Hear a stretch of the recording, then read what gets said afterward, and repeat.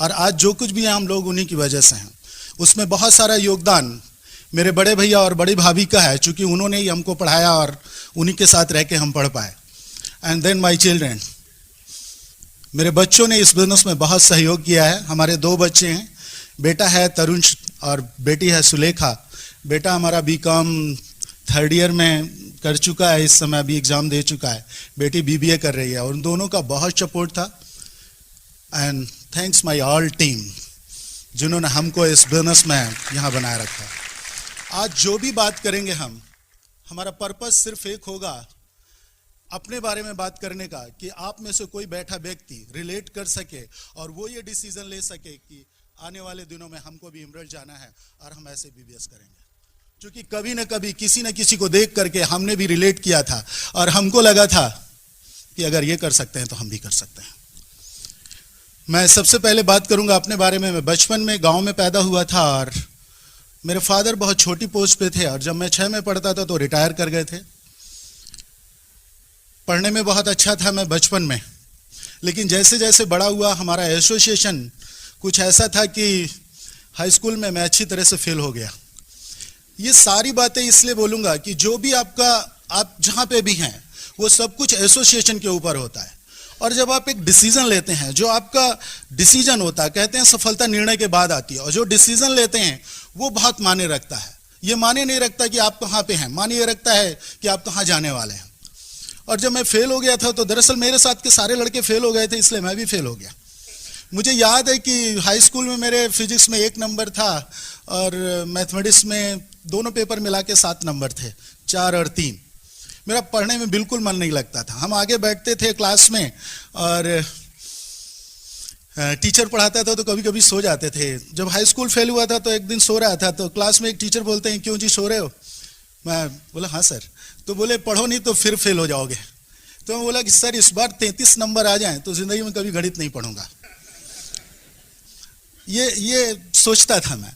और एक दिन क्या हुआ कि अचानक वो टेस्ट ले रहे थे और मेरे साथ जो लड़के थे जिनके साथ हम रहा करते थे, क्योंकि सब फेल हुए थे इसलिए हमको फेल होने में खराब नहीं लगता था, क्योंकि हमारे साथ के सारे लोग फेल हो गए थे।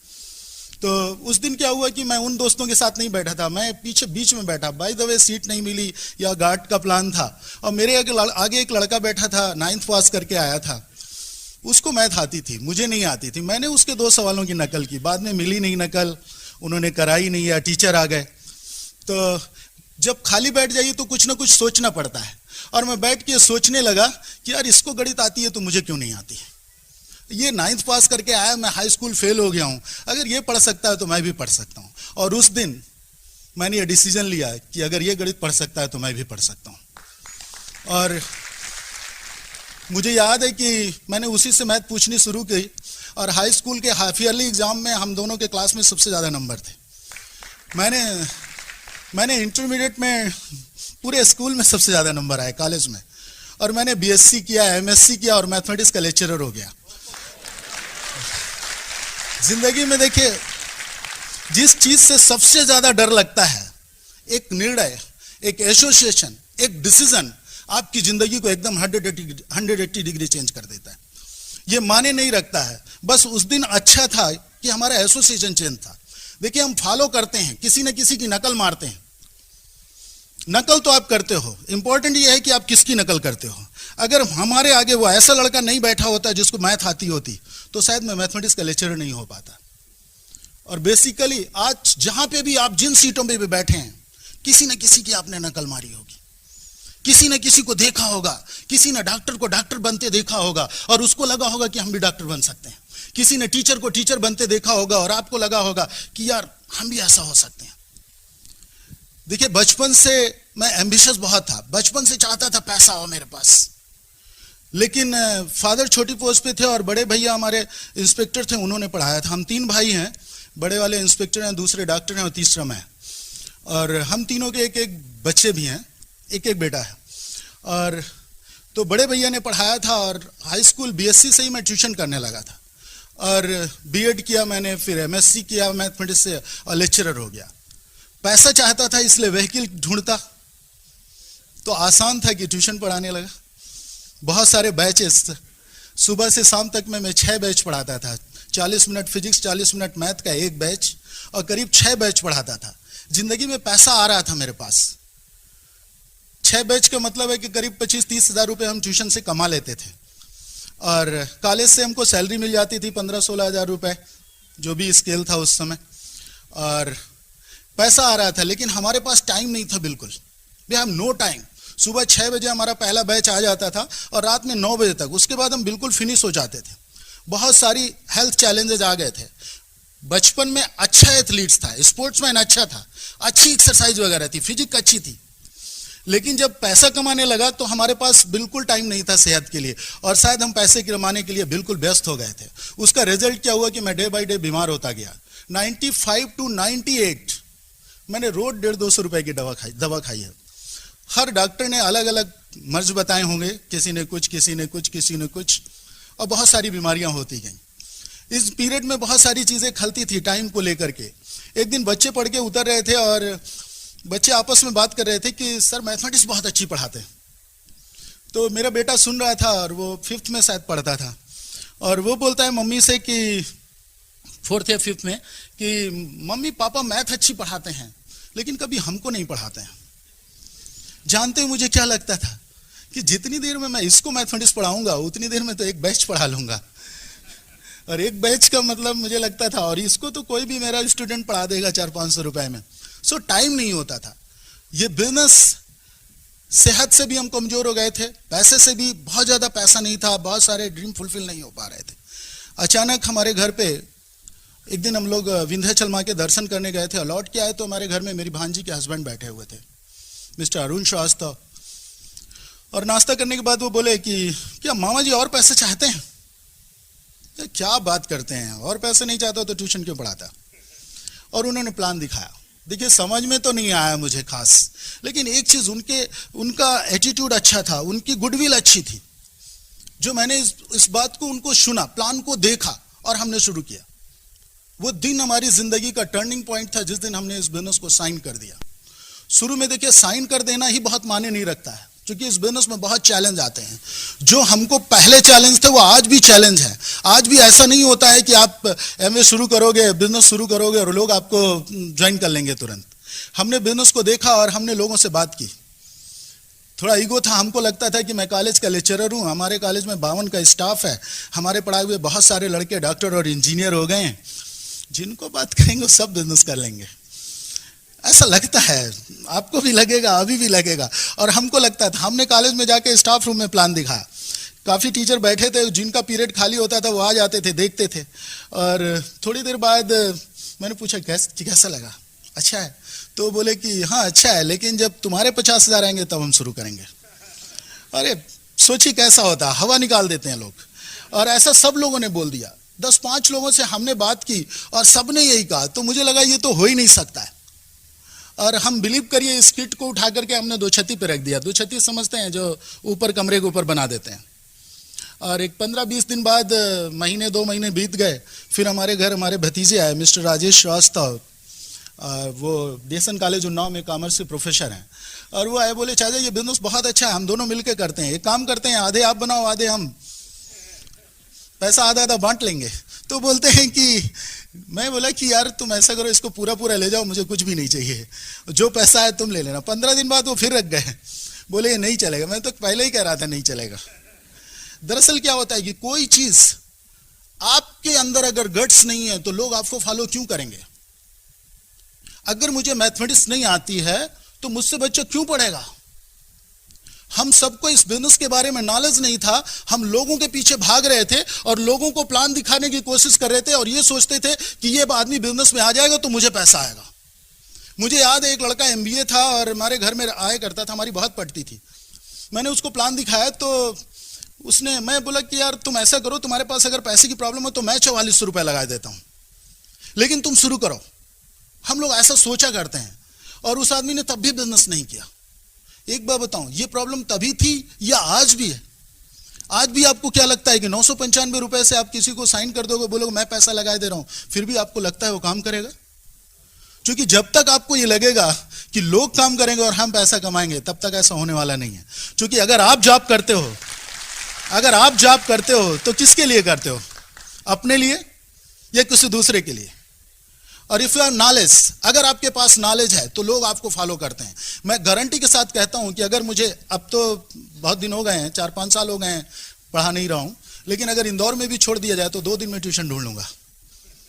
अगर किसी डॉक्टर को प्रैक्टिस आती है तो लखनऊ में भी उसको पेशेंट मिलेंगे, इंदौर में भी पेशेंट मिलेंगे, इफ यू हैव नॉलेज। इस बिजनेस में हम लोगों को लगा कि ठीक नहीं, हमारी अपलाइन बहुत स्मार्ट थी, अपलाइन सदैव स्मार्ट होती है किसी की भी। और उन्होंने हमको प्रमोट किया दिल्ली फंक्शन के लिए। एक मीटिंग अटेंड की और वहाँ हमने कभी मीटिंग नहीं अटेंड की थी, लखनऊ में तब मीटिंग हमने देखी नहीं थी। और हम दिल्ली गए और वहाँ पे मैंने फंक्शन देखा और वहाँ कुछ लोग एक्साइटेड होकर चिल्ला रहे थे, जैसे अनुराग अग्रवाल, आर यू एक्साइटेड। और उस दिन मुझे लगा कि इस बिजनेस में कुछ तो है। हम लोगों ने वहाँ प्रोडक्ट ट्रेनिंग अटेंड की और डेमो देखे और कुछ नॉलेज हुआ, नहीं फेथ काम किया कि हाँ यार ये बिजनेस काम करता है। बर्तन धुलने का डिस्टर्ब का डेमो देखा, इवन एलओसी का डेमो देखा, एसेट का डेमो देखा। और डेमो देखने के बाद हमको लगा कि यार ये बिजनेस काम करता है, क्योंकि अगर विदाउट डेमो ये बिजनेस चलना पॉसिबल नहीं था। उसके बाद हमने प्लान दिखाना शुरू किया, कुछ लोग ज्वाइन हुए, कुछ गए, लेकिन फिर हमको लगा कि ये नहीं चलेगा। 2-3 महीने बाद फिर लगा ये नहीं चलेगा। फिर हम एक फंक्शन में गए और दिल्ली गए और वहाँ पे एक सज्जन सिल्वर गए लखनऊ से, बोले मैं बैंक एम्प्लॉय और मैं सिल्वर और मैं अगस्त में प्लैटिनम हो जाऊंगा। जानते हैं उस पीछे बैठे बैठे मुझे लगा कि अगर लखनऊ, मुझे लगा कि मुझे कोई चीज मिल गई, अगर लखनऊ में कोई कर सकता है तो मैं भी कर सकता हूं, मैं भी कर सकता हूं। अगर ये कर सकते हैं तो मैं भी कर सकता हूं। मुझे लग रहा था कि अगर एक बैंक एम्प्लॉय कर सकता है 10 to 5 तो एक 10 to 4 एक मास्टर जरूर कर सकता है। और मैंने दबा के प्लान दिखाना शुरू किया। उसी दिन मैंने डिसीजन लिया कि हम इस बिजनेस को जरूर बिल्ड करेंगे और हमने शुरू किया। लेकिन ये बिजनेस हमने 6% किया और दूसरे महीने क्या हुआ कि वो नीचे आ गया। बड़ा परेशान। इस बिजनेस में एक बड़ी दिक्कत थी, लोगों ने हमारी हवा निकाल दी थी कि ये बिजनेस हर महीने 0 हो जाता है। तो जब समझ में आया तो ये तो बहुत बड़ी प्रॉब्लम थी। और लोग बोले ये तो कभी 10,000 नहीं होंगे, तुम परेशान रहोगे क्योंकि हर महीने 0 हो जाएगा। तो उतना नॉलेज नहीं था। और हमने एक दिन, हमारी अपलाइन आई हुई थी और हमने उनसे काफ़ी डिस्कशन किया रात में एसपी सिंह जी से। और दूसरे दिन मुझे लगा कि यार ये ठीक नहीं है, मेरे से नहीं हो सकता है। और मैंने वाइफ के साथ जाके किचन में बोला कि यार ये बिजनेस नहीं चलेगा, हम नहीं कर पाएंगे। तुम कहो अगर पैसे की और ज़रूरत हो तो हम एक बैच और पढ़ा लेते हैं, 4,000 रुपये तो मिल ही जाएंगे। तो ये बोलेंगे कि देखिए, वाइफ विदाउट सपोर्ट, अगर हस्बैंड वाइफ डिसीजन लेते हैं इस बिजनेस को बिल्ड करने का, तो दुनिया की कोई ताकत आपको आगे जाने से नहीं रोक सकती। और इन्होंने एक बात कही किचन में कि एक काम करते हैं, छोड़ दीजिए, जैसी आपकी मर्जी। लेकिन एक बात बताइए, छोड़ ही देंगे तो क्या होगा? छोड़ देंगे तो कुछ नहीं होगा। सोचिए, अगर हम लोग करते रहे, किसी का 1 महीने में हो जाता है, किसी का 1 साल में, किसी का 2 साल में, अगर हमारा 5 साल में भी हुआ, एक्स्ट्रा 50,000 आए तो हमारी लाइफ में परिवर्तन आएगा या नहीं आएगा? लेकिन अगर हम लोग छोड़ देंगे तो कब होगा हमारे 50,000? फैन। और बिलीव करिए, उस दिन से हमने बिजनेस को और मजबूती से पकड़ा और हमको लगा कि नहीं, इस बिजनेस में पावर है और हम करके दिखाएंगे। हमने धीरे धीरे बिजनेस को बिल्ड किया और 15% हो गए। 15% पहुंच गए तो फिर बिजनेस टूट गया और लगा कि यार ये बिजनेस बहुत टफ है, ऐसा नहीं हो सकता है। तो एक दिन हमारी अपलाइन आई और बोली कि यार मैं बोले कि 2-3 महीने से मेरा बिजनेस 12% पे रह जाता है, ये आगे नहीं बढ़ रहा, क्यों नहीं बढ़ रहा? तो बोले एक बात बताओ, तुम्हारे बिजनेस में टूल फ्लो कितना है, कितना टूल जाता है, कितने लोग ब्लड सिस्टम में होंगे? तो मैं बोला कि अभी तो कुछ पता ही नहीं। बोले एसओटी जानते हो, बुक ऑफ द मंथ सुना है कभी? मैं ये तब तो मैंने सुना ही नहीं है, मेरे पास खुद भी नहीं है। तो उन्होंने टूल बहुत प्रमोट किया और मैंने 10,000 रुपए मुझे याद है कि मैंने दिया और उनको मैं पहले टूल्स मंगाए। और बिलीव करिए, जिस दिन से मैं सिस्टम में आया, मैंने टूल फ्लो प्रमोट करना शुरू किया। लॉन्चिंग योर फ्यूचर या बुक ऑफ द मंथ की बहुत सारी किताबें, बहुत सारे कैसेट्स। तो बिजनेस क्या हुआ कि फ्लो करने लगा और हम लोग सिल्वर हो गए। ब्यूटी ये थी बिजनेस की कि हम लोग सिल्वर गए। और चैलेंजेस रहते हैं, देखिए लाइफ में बिना चैलेंज कुछ भी नहीं होता है। कहते हैं अगर बड़े ड्रीम हैं तो आपको बड़े चैलेंज देखने पड़ेंगे।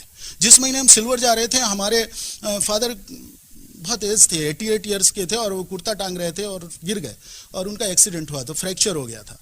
और मैं 7-8 दिन बाहर था, हमारा एक बहुत बड़ा ग्रुप है बिहार में और मैं उधर मीटिंग कर रहा था। लौट के आया तो बीमार थे। और दूसरे, जब हमने सिल्वर किया तो हमारे 10,400 पीवी थे। दूसरे महीने हमने उनको एडमिट कराया मेडिकल कॉलेज में, और पूरा लखनऊ में हम पूरा महीने सेवा करते रहे। इस बिजनेस की ब्यूटी देखिए, सिक्योरिटी देखिए, कि जिस महीने हमने फादर की सेवा की उस महीने हमारे पीवी हो गए 17,400। 17,000। This a beautiful business, beautiful business. और हमारा फेथ और बढ़ा। जानते हैं उसका कारण क्या था? हमने लोगों को सिस्टम में प्रमोट कर रखा था। लोग प्रकट हो गए थे, जो हम करते थे वही लोग करने लगे थे। This a duplication business, duplication business. So बहुत अच्छा लगने लगा। धीरे धीरे बिजनेस बढ़ता गया और मजा आने लगी। और चैलेंजेस तो रहते हैं, कहते हैं ड्रीम जब बढ़ेंगे तो चैलेंज भी आएंगे। अभी हम लोग एमरल्ड जा रहे थे पिछले साल, और याद है मुझे कि बेटे का एक्सीडेंट हो गया था, उसका लिगामेंट फ्रैक्चर हो गया था। और इस बिजनेस की खूबी भी बताऊं आपको कि इस बिजनेस की ब्यूटी थी कि एक साधारण मास्टर अपने बेटे को अपोलो में ऑपरेशन कराया, और हम 15 दिन दिल्ली रहे, 15 दिन। और जब लौट के आए तो उसी महीने हमने दिसंबर हमने एमरल्ड क्वालिफिकेशन शुरू की थी, और मई में हमने कंप्लीट किया। मई में हमने कंप्लीट किया। अगर आप इस बिजनेस को सिस्टम के साथ प्रमोट करते हो, that is thanks breed system का, जिसकी वजह से हम लोग जिंदा रहे। अगर ये सिस्टम नहीं होता तो शायद हम इस बिजनेस को बिल्ड नहीं कर सकते थे। हमारे जैसे लोगों को बहुत सारे चैलेंज थे, हमको हमारी अपलाइन दूर थी, लेकिन सिस्टम के रहने की वजह से बहुत सारे लीडर्स बाहर से जाते थे जिन्होंने हमको सिखाया इस बिजनेस को। हमारी अपलाइन बहुत दूर थी हमसे, लेकिन थैंक्स ब्रिड सिस्टम का, जैसे बहुत सारे लीडर यहाँ बैठे हैं, अमरप्रीत एंड सीना चावला, द वंडरफुल लीडर्स। बहुत प्रमोट किया लोगों ने, बहुत प्रमोट किया। और शायद ये जो हमारे ब्रिड सिस्टम के लीडर्स हैं, या जो सीडी कैसेट आई, पता चला कि रणवीर जी की लव योर पेरेंट्स बहुत प्रमोट किया था। इन कैसेटों ने हमारे बिजनेस को बहुत बिल्डअप कराया था, बहुत बिल्डअप कराया था। और सिंपल हम लोग सिस्टम में थे और एक अंगीठी की तरह भट्टी में सुलग रहे थे, और भट्टी में सुलग रहे थे, और लोगों को देखते थे, और लोगों को लगता था, हमको लगता था अगर लोग कर सकते हैं तो हम भी कर सकते थे। हम क्या करते थे, लोगों को रिसीव करते थे, और हमको लगता था कभी ना कभी तो हमारा भी नंबर आएगा, हमको भी लोग रिसीव करेंगे, हमको भी लोग रिसीव करेंगे। This is a beautiful business, this is beautiful business. और सिंपल बस आपको सोचना क्या है कि फॉलो करना है, किसको फॉलो करते हैं। मैं और बात करूं इससे पहले कि मेरी wife, beautiful wife Neelam Srivastava. Thank you. नाम नीलम श्रीवास्तव है और बाय प्रोफेशन डोमेस्टिक इंजीनियर हूँ, हाउस वाइफ हूँ। और सबसे पहले हम थैंक्स करते हैं गॉड का, क्योंकि ऊपर वाले की मर्जी नहीं होती तो शायद ये बिजनेस अपॉर्चुनिटी नहीं मिलती, और हम एक्सेप्ट नहीं करते। अपॉर्चुनिटी तो मिलती है लेकिन उनकी मर्जी नहीं होती तो हम एक्सेप्ट नहीं करते इस बिजनेस को। उसके बाद थैंक्स देते हैं हम एमवे कारपोरेशन का, क्योंकि इनके प्रोडक्ट इतने अच्छे हैं कि प्रोडक्ट को यूज करने से हमारी लाइफ स्टाइल अच्छी हो गई। देन ब्रिड सिस्टम को थैंक्स करते हैं, सिस्टम बहुत पावरफुल है। और फिर अपने बच्चों ने बहुत सपोर्ट किया है। जब हमने बिजनेस शुरू किया था तो बच्चे मेरे छोटे थे, और कभी हम लोगों को बच्चों का एक्सक्यूज नहीं बनाना पड़ा, क्योंकि फर्स्ट टाइम हम जब बिजनेस स्टार्ट किए तो दिल्ली में हस्बैंड बता रहे थे कि सेमिनार हम दोनों ही अटेंड किए, तो वहाँ से एक फेथ बढ़ा था और लगा कि बिजनेस अच्छा है।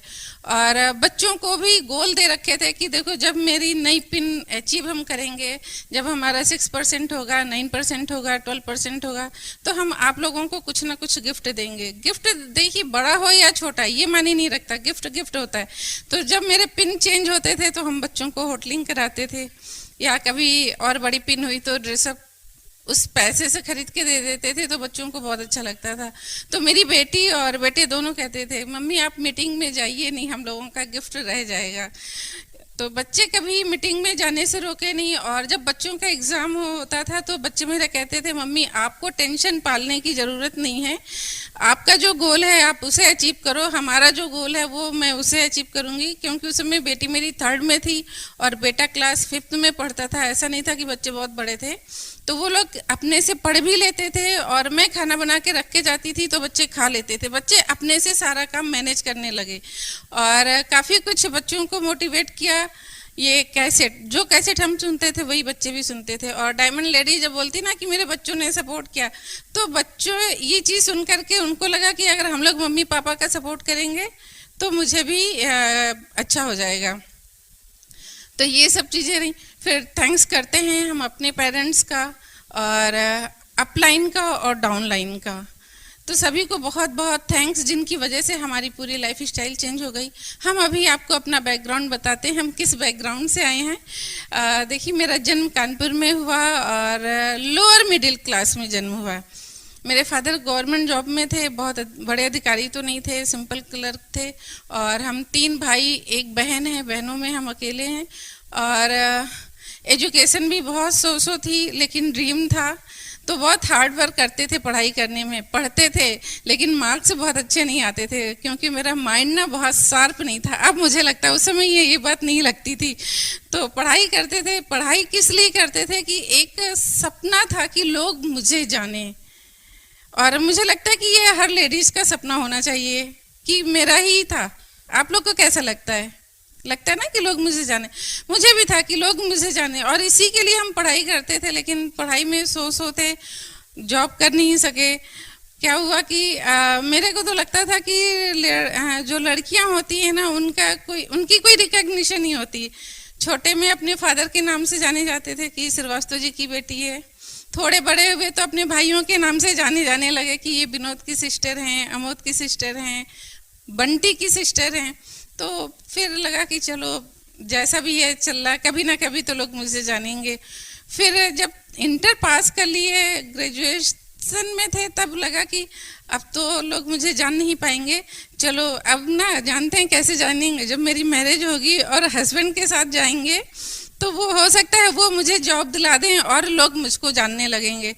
रिकॉग्निशन तो मिली। क्या हुआ, शादी के बाद लोग मेरे ससुर जी के नाम से जानने लगे मुझे कि ये लाला जी की बहू है। मेरे ससुर जी को सब लोग लाला जी कहते थे। फिर हस्बैंड की जॉब लगी और हम लोग लखनऊ में शिफ्ट हो गए। लखनऊ आए तो हस्बैंड टीचर, तो लोग इनको मास्टर जी बोलते थे और मुझे मास्टराइन बोलते थे।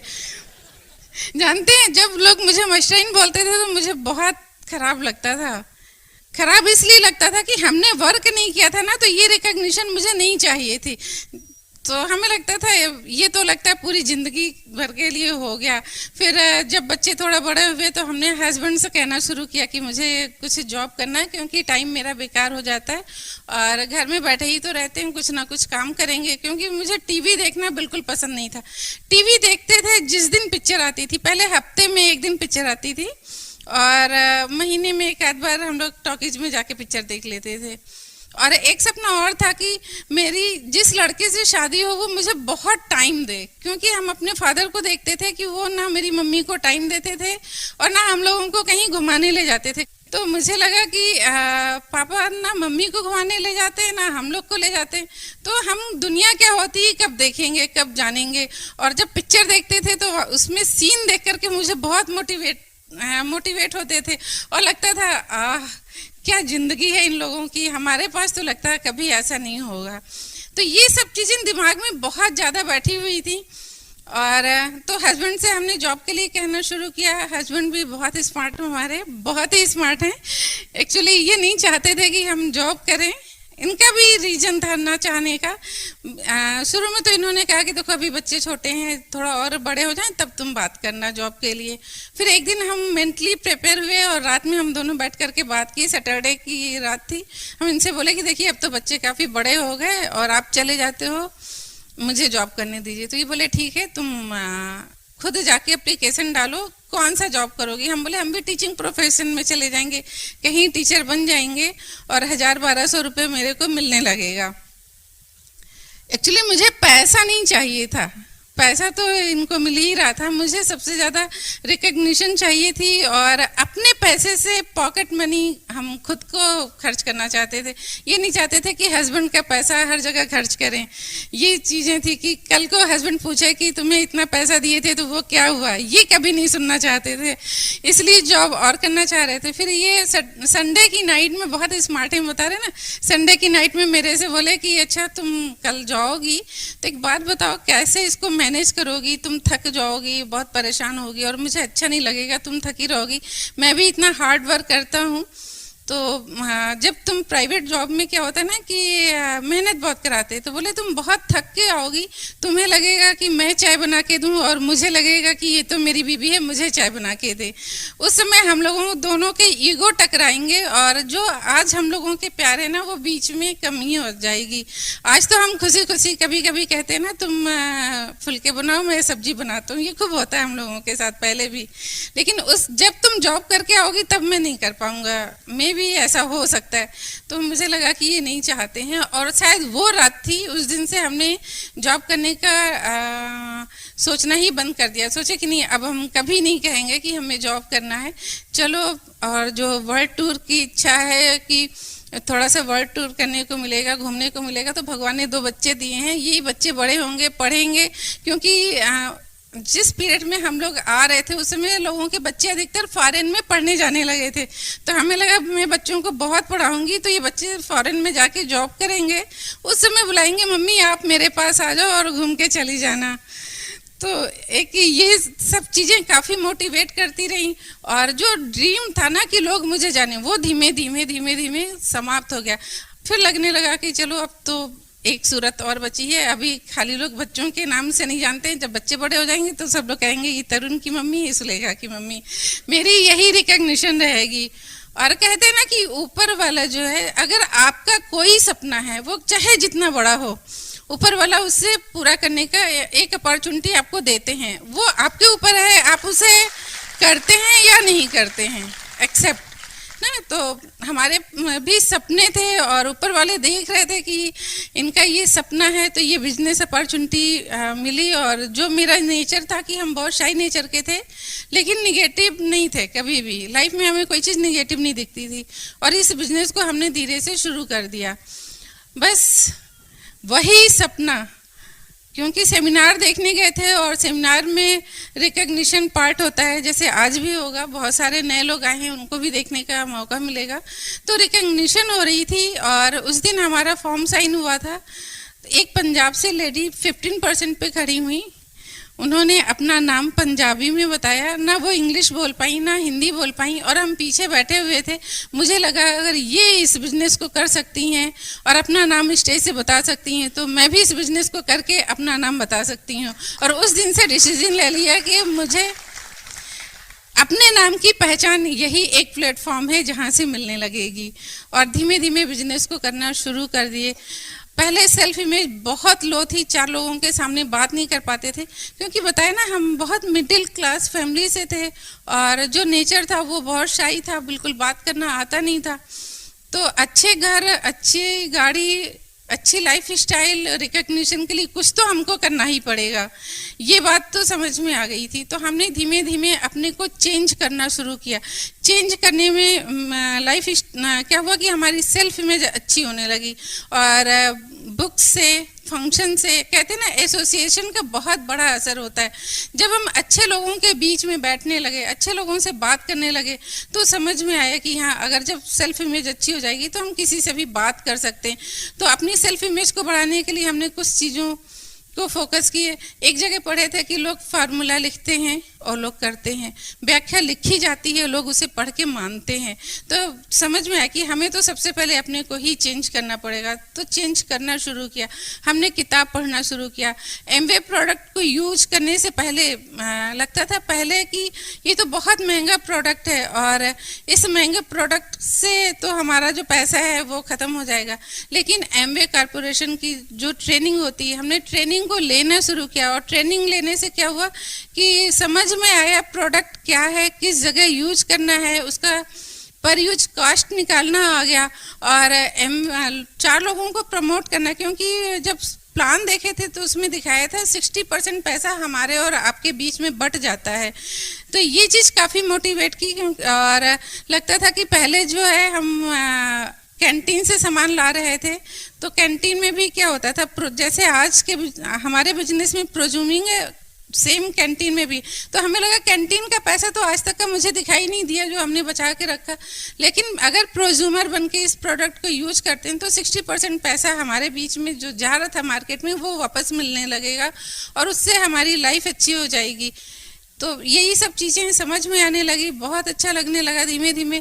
और जब 4 लोगों से प्रोडक्ट की बात की, नॉलेज नहीं था, तो लोगों ने रिफ्यूज़ कर दिया और बोले कि आपका प्रोडक्ट बहुत महंगा है और अच्छा नहीं है, ये मैं नहीं ले सकती। तो फिर हमने ट्रेनिंग लेना शुरू किया, EPP, EPS, हेल्थ के प्रोडक्ट बहुत ही अच्छे हैं। न्यूट्रीलाइट, अब न्यूट्रीलाइट के बारे में हम डॉक्टर तो थे नहीं और मेरी एजुकेशन भी बहुत वैसी थी, आर्ट साइड के पढ़े हुए थे, इंग्लिश बहुत ही अच्छी थी क्योंकि हमने क्लास 6 में ABCD पढ़ना शुरू किया और क्लास 8 में आने के बाद मारे डर के कि हम फेल ना हो जाएं तो इंग्लिश पढ़ना ही छोड़ दिए। तो कुछ भी लिटरेचर से मुझे समझ में नहीं आता था कि इसमें क्या लिखा है। फिर हमने क्या किया कि अपने यहाँ ट्रेनर से बात की, तो ट्रेनर ने बताया कि मैम अभी हम लोग एक नया कोर्स शुरू करने जा रहे हैं, NHI, अगर आपको इसकी ज़रूरत है तो आप आ जाइए, NHI का कोर्स अटेंड कर लीजिए। और रियल जब हम NHI का कोर्स अटेंड किए, उसमें एग्ज़ाम भी होता है, काफ़ी डर लग रहा था कि कैसे करेंगे, क्या करेंगे। बहुत हार्ड वर्क किए, 3 दिन बहुत पढ़ाई की, जैसे बच्चे पढ़ते ना, मैं वैसे रात दिन सारा काम करने के बाद पढ़ाई कर रही थी क्योंकि इंग्लिश बहुत अच्छी नहीं थी। तो पहले हम उसके समझने के लिए क्लास 10th की वो क्या कहते हैं, बायोलॉजी की बुक हिंदी मीडियम की खरीद के लाए कि इसमें क्या क्या लिखा है। देखिए हमने कैसे चेंज किया अपने को, क्या क्या लिखा है और कैसे कहाँ यूज करना है। पहले हिंदी में पढ़ती थी, फिर इंग्लिश में पढ़ती थी, पढ़ते पढ़ते मुझे समझ में आए और फिर एग्ज़ाम दिए तो बहुत अच्छे मार्क्स आ गए मेरे और पास हो गया। आज हम दावे के साथ कहते हैं कि अगर हम न्यूट्रीलाइट के किसी भी प्रोडक्ट पे बोलना पड़े तो कॉन्फिडेंस के साथ बोलते हैं, और चाहे वो सामने मेरे डॉक्टर ही क्यों ना बैठा हो, उसको लगता है कि हाँ मैडम को बहुत नॉलेज है। तो हमने ऐसे प्रोडक्ट की ट्रेनिंग लेना शुरू किया। आर्टिस्टी बहुत ही अच्छा प्रोडक्ट है क्योंकि हेल्थ ठीक करना है तो स्किन भी ठीक करनी होगी। आर्टिस्टी प्रोडक्ट भी बहुत ही कॉस्टली था, वर्क क्लास का प्रोडक्ट है ना, तो उसके भी नॉलेज चाहिए था, कैसे यूज करना है, क्या करना है। और इस समय तो कॉरपोरेशन हम लोगों को बहुत सारी सुविधाएं दे रही है। एक प्रोग्राम अभी फिर चल रहा है, वुमेन ग्रूमिंग प्रोग्राम, तो हमने उसमें भी पार्टिसिपेट किया क्योंकि वहाँ पे ट्रेनर ने बताया मैम आप इस प्रोडक्ट की ट्रेनिंग ले लेती हैं तो आपको 4 लोगों के सामने कैसे बात करना है, क्या आप साड़ी पहनती हैं तो कैसे आपकी हेयर स्टाइल होनी चाहिए, आप डॉक्टर से बात करती हैं तो कैसे बात करना है, किसी CEO से बात करने जाती हैं तो कैसे बात करना है, इतना ये सब चीज़ें काफ़ी कुछ सीखने को मिली। और मुझे लगा कि नहीं, अगर हमें अपने सपने को पूरा करना है तो मुझे ये सब काम तो करना ही पड़ेगा, ये ट्रेनिंग तो लेनी पड़ेगी। तो एमवे ने ऐसे हमें बहुत सारी सपोर्ट दी है जिसकी वजह से बहुत अच्छा लगने लगा। और आज हम आपके सामने जैसे दिख रहे हैं, जैसा बोले हम वैसे नहीं थे। पहले गाँव जैसा मेरा लुक था काफ़ी, और हेल्थ चैलेंज बहुत ज़्यादा था तो न्यूट्रीलाइट ने फिट कर दिया। और स्किन अब जैसी दिख रही है पहले नहीं थी, पहले मेरी एज ज़्यादा लगती थी, अब लोग कहते हैं आपकी एज का पता नहीं चलता है, ड्यू टू न्यूट्रीलाइट और आर्टिस्टी। हाँ, तो ये सारे प्रोडक्ट्स। और एक चीज़ और समझ में आई कि प्रोडक्ट महंगा और सस्ता कुछ नहीं होता। हम उस समय भी महंगा ही यूज करते थे। देखिए जो हमारी पॉकेट होती है, पॉकेट मनी, उसी के हिसाब से हम लोग सामान खरीदते। कोई भी हो, अगर आपकी सैलरी 10,000 है तो आप 10,000 की साड़ी नहीं खरीद सकते हैं, 10,000 का कपड़ा नहीं खरीदेंगे। उसमें आप ये कोशिश करेंगे कि 1,000 रुपये की साड़ी, 1,000 रुपये में हम खुद की साड़ी, मैं सोचती थी कि खुद की साड़ी भी ले लूँ और बच्चे के कपड़े भी ले लूँ, क्योंकि तब पैसा ही वो ऐसा था। तो जब हमारी पॉकेट मनी बढ़ने लगी तो लाइफ स्टाइल अच्छी हो गई, ये सब चीज़ें। और एमवे कॉरपोरेशन से बहुत कुछ मिला, ब्रिड सिस्टम से मिला ही मिला, एमवे से भी बहुत कुछ मिला। नेम फेम रिकॉग्निशन, जो सपना था वो पूरा होने लगा, क्योंकि जब हम फंक्शन में जाते थे तो वहाँ रिकॉग्निशन टाइम पे या ऐसे भी इंडिया प्रोफाइल वगैरह में देखते थे कि नाम लिख के आता था, Peggy and Bill Bird, Kumar and Anjali, है ना, लता गाला, कांति गाला, मीना एन कुलीन देसाई। तो ये मुझे बहुत मोटिवेट किया। मेरे को लगा अरे जो मेरा सपना था कि लोग मुझे जाने वो तो मिल गया। और आज हमें फक्र होता है कि लोग कहते हैं नीलम एंड ऐशे श्रीवास्तव, ये मेरा रिकॉग्निशन होने लगा।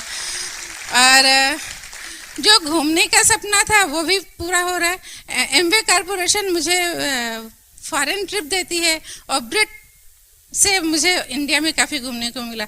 ब्रिट कि जो भी फंक्शन होते हैं हम उसे अटेंड करने, इंडिया के किसी भी कोने में होता है, हम दोनों हस्बैंड वाइफ जरूर जाते हैं। और आज सेमिनार करने, अभी हम लोग छत्तीसगढ़ में थे, जनवरी में पूरा पंजाब घूम के आए। अगर ये बिजनेस नहीं होता तो शायद मुझे ये कोई चीज़ मिल नहीं पाती, और मैं सिंपल वही हाउस वाइफ बनी रोटी बना रही होती और अपनी रिकग्निशन ख़त्म हो गई थी। देखिए, रोटी बनाना बुरा नहीं है ना, रोटी अब भी बनाते हैं, तब भी बनाते थे, लेकिन अब चॉइस की लाइफ स्टाइल है, अब बहुत सारे सर्वेंट हैं और ये सब चीज़ें मिलने लगी ड्यू टू इस बिजनेस की वजह से। और हम आपको यही होप दिलाएंगे कि एक सिंपल सा कपल, हम और हस्बैंड वाइफ दोनों ही, एक मास्टर की बीवी ये बिजनेस कर सकती, तो आप सभी बहुत स्मार्ट हैं, आप तो कर ही सकते हैं एक फेथ के साथ। Thank you. देखिए, वेरी नाइस।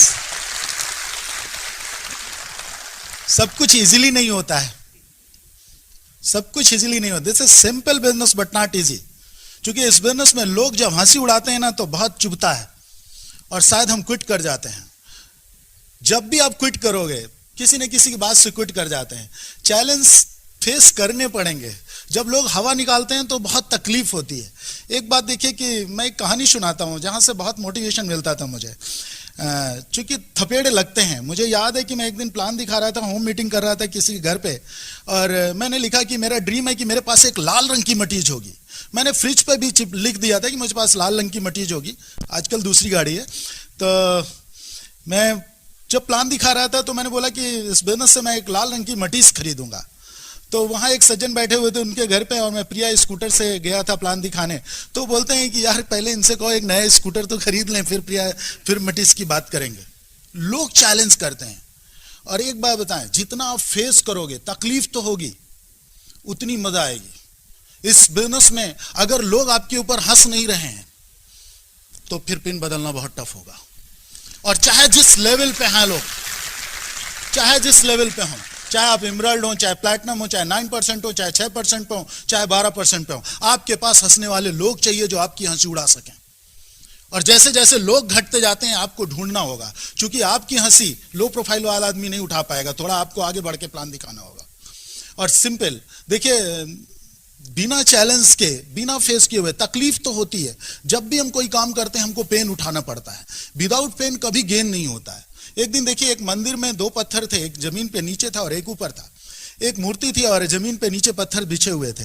तो एक पत्थर नीचे वाला बोलता है ऊपर वाले से कि देखो तुम्हारी कितनी अच्छी भाग्य है कि तुमको लोग पूछते हैं, तुम्हारी रिकॉग्निशन होती है, तुमको टीका लगाते हैं, फूल माले चढ़ाते हैं, और एक मैं हूं कि मुझे पैरों तले रौंद देते हैं। तो वो बोलता है कि हाँ बिल्कुल, हम दोनों एक ही जैसे हैं, हमारे दोनों में कोई डिफरेंस नहीं है, लेकिन एक डिफरेंस है, जब शिल्पकार ने छेनी हथौड़ा उठाया था और तुम पर लगाया था तो तुम चिल्लाए थे, और जब बहुत दर्द हुआ तुम चिल्लाए तो तुमको उसने छोड़ दिया। दर्द मुझे भी हुआ था, मेरे ऊपर भी शिल्पकार छेनी हथौड़े लगा रहा था, दर्द मुझे भी हो रहा था, लेकिन मैंने बर्दाश्त किया, और उस बर्दाश्त करने का नतीजा ये है कि मैं यहां पे हूं और तुम यहां पे हो। So simple. लोग तो हंसेंगे। मुझे याद है कि जब मैं मैथमेटिक्स लेक्चरर था तो मैं बोलता था मैं ट्यूशन छोड़ दूंगा, तो भी लोग हंसते थे। मैं जॉब से छोड़ दूंगा, लोग हंसते थे, ऐसा हो ही नहीं सकता, ऐसा कर नहीं सकते हो। और धीरे धीरे धीरे धीरे आगे बढ़ते जा रहे थे, धीरे धीरे आगे बढ़ते जा रहे थे। बेटी से लोग पूछते थे कि मेरी बेटी छोटी थी तो उससे मोहल्ले वाले पूछते थे, सुना तुम्हारे पापा एमवे करके कार खरीदेंगे? पागल हो गए, एमवे से कहीं कार आएगी? और वो आके और बोलती थी, और जब लोग बोलते थे तो हमको उतना ही चुभता था। एक बात समझ लीजिए, विपरीत परिस्थितियों में या तो क्विट कर जाओगे, या तो लोग अपनी कमर तोड़ देते हैं, और या रिकॉर्ड तोड़ सकते हैं। और ऐसा होना चाहिए। कुछ ना कुछ, जब तक कुछ होगा नहीं तब तक कुछ नहीं होगा। कुछ तो होना चाहिए, और कुछ कुछ होना चाहिए। बिजनेस कहते हैं उन लोगों के लिए जिनको कुछ कुछ होता हो। जब आप किसी को देखते हो, जैसे अगर आप मुझे स्टेज पे देख रहे हो और अगर आपको लगता है कि अगर ये कर सकता है, और आपके दिल में कुछ हो रहा हो कि मैं भी कर सकता हूं, अभी रिकॉग्निशन होगी और आपको लगे कि ये लोग सिल्वर जा सकते हैं, ये 9% कर सकते हैं, ये 12% कर सकते हैं, देन दैट फॉर यू। अगर किसी का ड्राइंग रूम देखते हैं, किसी की गाड़ी देखते हैं और आपको कुछ कुछ होता है, काश मेरे पास होती, दिस इज, तब आप पेन उठाओगे, वरना पेन नहीं उठा सकते हैं। क्योंकि जब तक रीजन नहीं होगा, पेन उठाना बहुत टफ है। बहुत मुश्किल से बिजनेस चलता है, विरोध करते हैं लोग। आज मेरी सबसे बड़ी लीग है मिस्टर राजेश श्रीवास्तव जो फाउंडर प्लैटिनम है, जब उन्होंने बिजनेस छोड़ दिया था तो उन्होंने अप्रोच किया था। हम दोनों एक साथ पढ़े हैं, बड़े भैया ने पढ़ाया, एक ही घर में रहते थे, हमारे साथ ही वो रहते थे, देखने में भी मेरे जैसे हैं। अगर आप कंफ्यूज कर जाओगे कि मेरे भतीजे हैं, भाई हैं, बहुत लोग उनको मेरा भाई जानते हैं, लेकिन वो मेरे भतीजे, हम एक साथ पढ़ते थे। घर आए एक दिन, वो 10 दिन मैंने उनको साइन कर दिया था, बिजनेस शुरू कर लिया था उन्होंने, लेकिन 10 दिन वो घर नहीं आए, पास में रुके रहे, ट्रेनिंग थी उनकी इलेक्ट्रिशिटी हाउस में। वो बोलते थे वो घर जाएंगे तो चाहे एमवे बताएंगे, घर नहीं आया। आके चाची को मोटिवेट करते थे कि कहाँ उनको कहिए, परेशान रहते हैं, इतना पैसा कमाते हैं, ट्यूशन में भी आता है, सब कुछ आता है, बेकार में परेशान है, इतनी तो सैलरी मिलती है। लेकिन आज अगर आप डिगे रहे, आप परसिस्टेंटली काम करते रहे, और एक बात बताऊं, परसिस्टेंटली लगातार काम करना विदाउट कमिटमेंट कभी भी आप काम नहीं कर सकते हो। कंटिन्यूटस काम करना विदाउट कमिटमेंट नहीं हो सकता है। जैसे एक्सरसाइज करना सेहत के लिए अच्छा होता है, but if are not committed, 10 दिन बाद क्या होता है, हम बंद कर देते हैं। इस बिजनेस में भी हम आते हैं, हमको पता है कि प्लान दिखाने से हमारा बिजनेस बढ़ता है, बट विदाउट कमिटमेंट 2 लोगों ने हंसी उड़ाई, बंद कर गए। उसका नतीजा यह था कि हमने उनसे एक दिन कहा कि देखो सारे लोग छोड़ दे, तुमको करना हो करो, नहीं मैं तो करके दिखा दूंगा, अब मैं करके दिखाऊंगा। और जब मैं लगा रहा तो वो मोटिवेट हुए। आज हमारी सबसे बड़ी लेग है, उसमें बहुत बढ़िया लीडर हैं। वो सफायर इस महीने या अगले महीने हो जाएंगे, और इमरल्ड भी वो जल्दी हो जाएंगे, फरवरी तक। उनकी तीसरी लेग भी ब्रेक कर रही है। This a very good group, बहुत अच्छा ग्रुप है उनका। राजेश एंड सुदिव्या श्रीवास्तव, उन्हीं के ग्रुप में प्लैटिनम है, डॉक्टर सर्वेश एंड रश्मि खरे, बहुत सारे लीडर हैं, Dilip and Chhaya Yadav, so many platinum, so many legs, huge leg है वो। आज हमारी बहुत बड़ी लेग हो गई। इस बिजनेस से लोग मिलते हैं। हमारी जो सेकंड लेग है, 10 एक्सीलेंट, वो हमारे बिजनेस से शुरू हुई थी, और एक आदमी को साइन किया था हमने, एक लड़के को, और लोग साइन नहीं हो रहे थे तो हमने भी उसको साइन किया। तो हमारा स्टूडेंट था, बोलता है सर हम शुरू तो करेंगे लेकिन किसी को बताएंगे नहीं। तो हमको लगे यार तुम शुरू ही कर जाओ, यही बात है, तो हम बताएंगे, तो हमको मिलवा दोगे ना? बोला हाँ मिलवा देंगे। और उसने एक आदमी को मिलाया, और वो मेरा फर्स्ट प्लान था। Mister Jitendra Yadav is a founder platinum, बहुत बड़ा ग्रुप है, जो गोरखपुर के होस्ट हैं, उनके ग्रुप में बहुत सारे प्लैटिनम हैं। मिस्टर PN सिंह, जाकिर हुसैन, शशिकांत ओझा और कविता सिंह एंड SD सिंह, उन्हीं के ग्रुप से हमारा भोपाल में ग्रुप बिल्ड हो रहा है। डॉक्टर सतीन निशा, वो आज यहाँ बैठे हुए हैं, उनके लिए जोरदार ताली होनी चाहिए, एक्सीलेंट। फिर हमारी हमको थर्ड लेग मिली, उसमें बहुत बढ़िया लीडर हैं, Rajesh and Neeru Shukla, doctor RK Tiwari and Mamta Tiwari, Siddharth and Mayuri Rastogi, BP Mishra, so many. अभी मैं देख रहा था कि जिन लोगों के पास पहुंचना इस सिस्टम की वजह से के पहले हम चीख उठाने में डरते थे डॉक्टर्स की, अभी हम एक डॉक्टर मीट कर रहे थे तो उसमें 40 डॉक्टर हमारे हाल में बैठे हुए थे, एक लेग से 40 डॉक्टर्स। दिस बिजनेस जिसमें आप किसी के साथ पहुंचते हो और एसोसिएशन मिलता है। ड्यू टू एसोसिएशन हमने लोगों को देखा था बिजनेस बिल्ड करते हुए, और हमको लगा हम भी कर सकते हैं। देखिए इस बिजनेस में बहुत पोटेंशियल है। हम लोग पिछले 7 सालों से लगातार फॉरेन ट्रिप ले लेते हैं एमवे की वजह से, एमवे की तरफ से, जो शायद एक मास्टर के लिए बहुत बड़ी बात थी। हम कभी सोच नहीं सकते थे, हम किसी अच्छे होटल की तरफ देखे नहीं थे, कभी अच्छे होटलों में रुके नहीं, कभी देखा नहीं, कभी ट्रेवल नहीं किया था, अच्छा ड्राइंग रूम नहीं जानते थे, क्योंकि आप समझ सकते हो मास्टर की क्या लाइफ स्टाइल हो सकती है। लेकिन due to Brit system and Amway corporation, lot of things, बहुत सारे लोगों के एसोसिएशन हुआ, बहुत सारे लोगों से हम लोग मिले। और देखिए ड्रीम इस बिजनेस में बहुत पनपते हैं। अब हमको ऐसा कोई ड्रीम नहीं लगता है जो हम फुलफिल नहीं कर सकते हैं। और इस बिजनेस के जरिए जो भी आप सोच सकते हो वो सब कुछ पूरा होने वाला है। और वैसे भी सब कुछ आपके सोचने के ऊपर निर्भर करता है। Thoughts become things. अभी हम लोग हमारे यहाँ लखनऊ में एक फेस टू फेस कार्यक्रम हो रहा था, और उसमें अनाउंस हुआ कि एमवे की तरफ से कि यहाँ पे बैठे हाल में एक आदमी ऐसा बैठा हुआ है जिसकी इनकम इस साल 1 करोड़ जा रही है। This huge income. सोचिए कैसा होता है। आपको कैसा लग रहा है मुझे पता नहीं, आप एक्साइटेड हो रहे हो ये इनकम को लेकर के पता नहीं, लेकिन मैं एक्साइटेड इसलिए हो रहा था कि यार अगर किसी की इनकम ऐसे हो सकती है तो कल मेरी भी होने वाली है, ये बिजनेस सिंपल ऐसा लगता था मुझे जैसे हम रेलवे लाइन की टिकट की खिड़की पे खड़े हो जाते हैं, और अगर हम लाइन में लगे रहे हटते नहीं हैं तो कभी न कभी हमको भी टिकट मिलता है।